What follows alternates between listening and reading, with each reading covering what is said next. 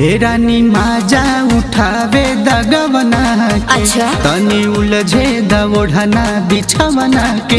ए रानी माजा उठावे दगवना के तनी उलझे दवोढ़ना बिछवना के सुना देखी सुघराई तू फूल जाला रजऊ धाई के बदनिया के झूल जाला रजऊ धाई के बदनिया के झूल जाला रजऊ धाई के बदनिया के झूल जाला रजऊ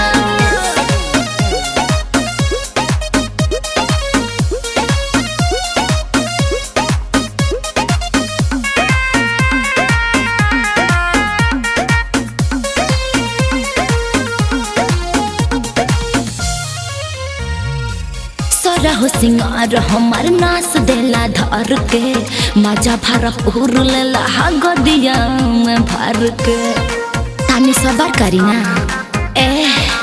सरहो सिंगार हमार नाच देला धर के मजा भरपूर लेला गदिया में भर के नायक जवानिया के है फायदा उठावे दा अच्छा रतिया में ये धानी दिया बाबू तावे दा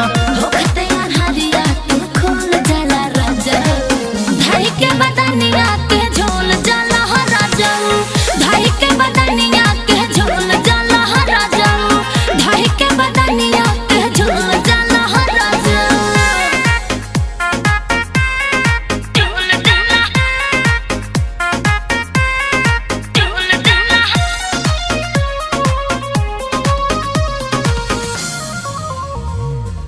सुना सूरज पिया माना तनी बात के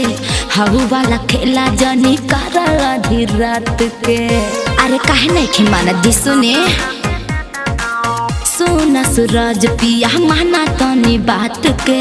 हऊ वाला खेला जनी कर आधी रात के हमारो ये धनी तनी रख तू मान हो ना हो प्यार में डाला नहीं तू बड़ा चाला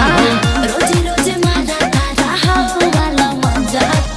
धाई के बदनिया के झोल जाला रजऊ धाई के बदनिया के झोल जाला रजऊ धाई के बदनिया के झोल जाला रजऊ ए रानी माजा उठावे दगवना के तनी उलझे दवोढ़ना बिछवना के सुना